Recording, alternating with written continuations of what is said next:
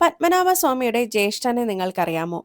പറഞ്ഞു വരുന്നത് തിരുവട്ടാർ ആദികേശവ ക്ഷേത്രത്തെക്കുറിച്ചാണ്. പത്മനാഭസ്വാമിയെ പോലെ ഇവിടെയും ഭഗവാൻ വിഷ്ണു അനന്തശായിയായിട്ടാണ് കാണുന്നത്. തിരുവനന്തപുരം പത്മനാഭസ്വാമിയുടെ ജ്യേഷ്ഠനായാണ് ഇവിടത്തെ ആദികേശവനെ കണക്കാക്കുന്നത്. ഇനി വിഗ്രഹത്തെക്കുറിച്ച് പറയുവാണെങ്കിൽ ഇവിടത്തെ വിഗ്രഹം കരിങ്കല്ല് കൊണ്ടോ ലോഹം കൊണ്ടോ അല്ല നിർമ്മിച്ചിരിക്കുന്നത്.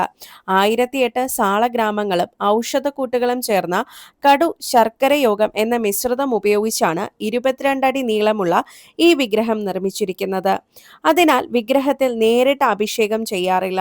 പത്മനാഭസ്വാമി ക്ഷേത്രത്തിൽ എപ്രകാരമാണോ വിഗ്രഹം നിർമ്മിച്ചിരിക്കുന്നത് അപ്രകാരം തന്നെയാണ് ഇവിടെയും. പത്മനാഭസ്വാമി കിഴക്കോട്ട് ദർശനം നൽകുമ്പോൾ ആദികേശവ പെരുമാൾ പടിഞ്ഞാറോട്ട് ദർശനം നൽകുന്നു. അതായത് രണ്ട് വിഗ്രഹങ്ങളും പരസ്പരം നോക്കി നിൽക്കുന്ന രീതിയിലാണ് പ്രതിഷ്ഠിച്ചിരിക്കുന്നത്. മറ്റൊരു ഐതിഹ്യം എന്താന്ന് വെച്ചാൽ ഭഗവാൻ വിഷ്ണു കേശി എന്ന അസുരനെ വധിച്ച സ്ഥലമാണിതെന്നാണ് പറയുന്നത്. പത്മനാഭസ്വാമി ക്ഷേത്രത്തിൽ എന്ന പോലെ ഫോൺ ഉപയോഗിക്കുന്നതിൽ ഇവിടെയും കർശന നിയന്ത്രണങ്ങളുണ്ട്.